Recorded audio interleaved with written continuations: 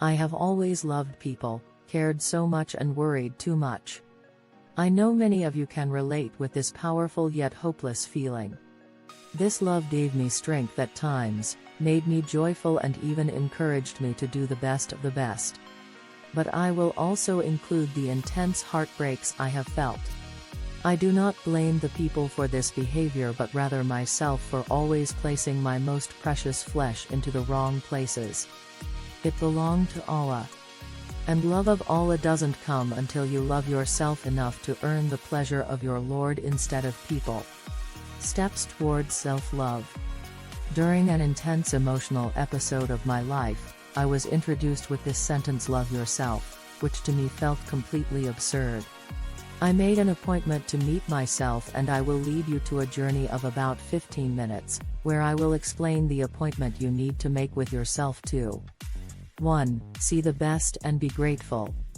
Yes, I know our hearts have been used several times, crushed in the most heartless ways, but you know what? Our behavior should only increase in love and positivity, not because we will appear to be beautiful to others but because Allah SWT sees it all. Because only He will know how much we have been through and we are still keeping our heads up and spreading goodness. This is not easy but it is also not impossible. You have the ability to control your whims or let your heart become its slave. 2. Pray and stick to the Sunnah.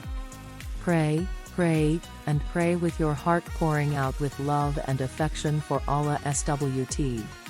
You can't love yourself if you don't love Allah.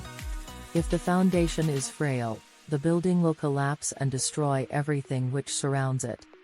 We need to strengthen our connection with our Creator and then leave everything in our douche.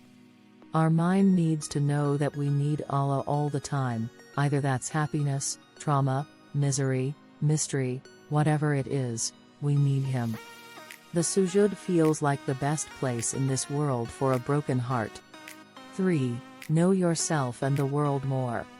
In order to bloom in the most beautiful colors, you will need to polish your brain, a lot. Reading provides the insight into many different worlds which we never knew existed.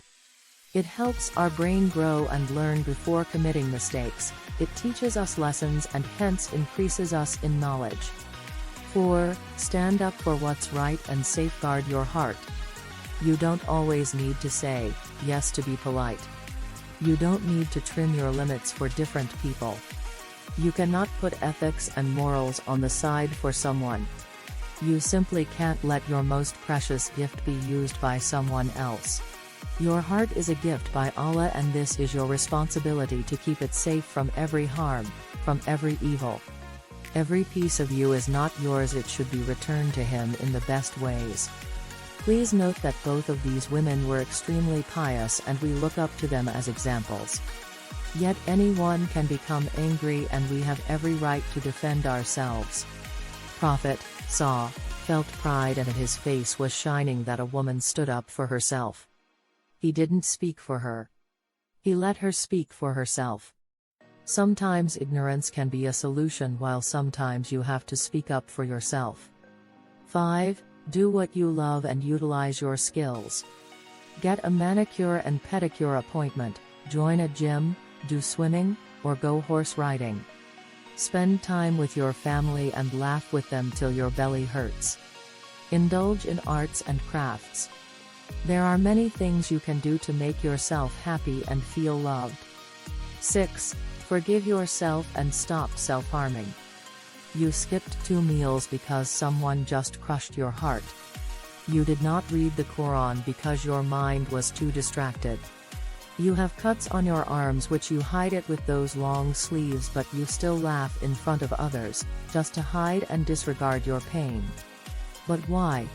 This will only consume you more, suck up all your energy, and leave you feeling worthless. You need to take your problems seriously and deal with them maturely and not ignore them, because my dear reader, you are your superhero. You need to be one. You need to save your life and not encourage pain to grow on you. 7. Use positive affirmations and believe that you're worthy. Yes, you are. Know that Allah Al-Wadud loves you and He is always there for you.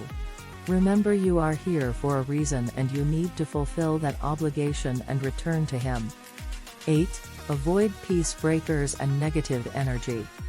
You can't be fully happy if you allow negative people to eat away your life. You can't say I am loving myself if you are in a toxic or abusive relationship.